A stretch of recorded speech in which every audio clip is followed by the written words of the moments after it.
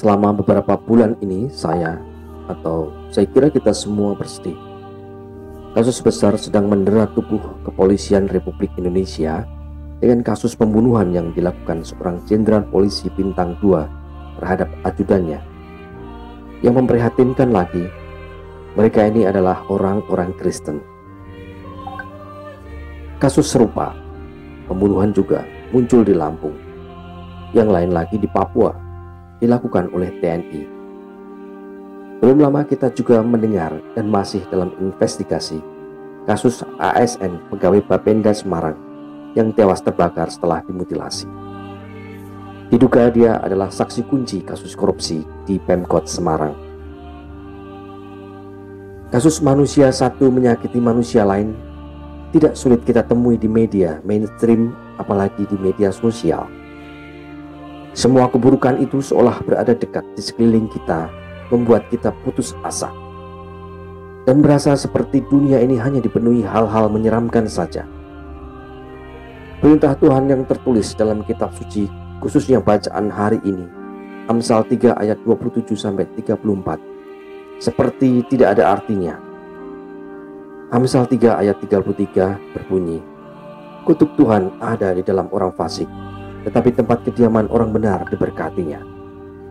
Seolah hanya seperti kepulan asap rokok semata, tidak mempan. Situasi mencekam, seram juga dialami Januarius, uskup Beneventum Italia di zaman kekaisaran Diocletianus tahun 300-an Masehi.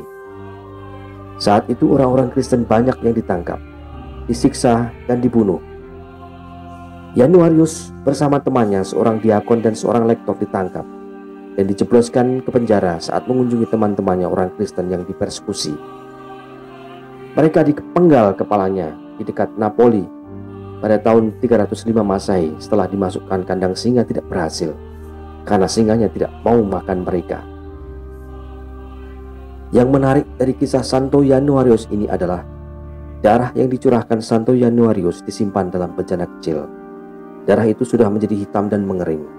Namun setiap tahun pada saat tertentu, darah itu mencair dan kadang berwarna merah menyala, serta mengeluarkan gelembung-gelembung.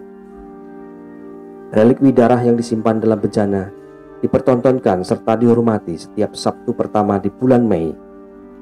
Setiap pesta Santo Januarius, yakni tanggal 19 September dalam oktav atau hari ke-8 setelah pesta itu, dan kadang tanggal 16 Desember pada peringatan letusan Gunung Vesuvius tahun 1631. Penghormatan darah santo yang disebut Santo Gennaro, bahasa Italia dari Januarius, itu dilakukan sejak abad ke-13 dan hingga kini relikwi disimpan di Katedral Napoli, Italia. Relikwi akan dipajang di tempat kudus Katedral Maria diangkat ke surga selama misa pagi. Ketika uskup agung mengangkat dan memutar ampul berisi darah pada 3 hari pesta itu, biasanya terlihat darah kering telah mencair. Dan bila darah tidak mencair, masyarakat Napoli meyakini ini adalah pertanda akan terjadi perang, kelaparan, penyakit, atau bencana lainnya. Banyaknya kejadian menyedihkan di dunia ini, termasuk perang, tidak mengurangi kasih Allah pada kita. Justru dalam penderitaan ini kasih Allah semakin kelihatan. Teman-teman, darah Santo Januarius mengingatkan kita akan darah Kristus yang senantiasa tercurah bagi dunia ini saat kita merayakan Ekaristi. Darah ini mengingatkan kita akan kasih Allah yang nyata, sehingga memberi makna bagi kita saat menghadapi berbagai keburukan, kejahatan, dan suramnya dunia. Peringatan pada pencurahan darah ini membuat kita berani menghadapi kegelapan. Kita juga diingatkan bahwa perjamuan terakhir yang dilakukan Kristus telah mengubah pengkhianatan menjadi pemberian diri yang membarui kehidupan. Amin. Yesus Tuhan, kita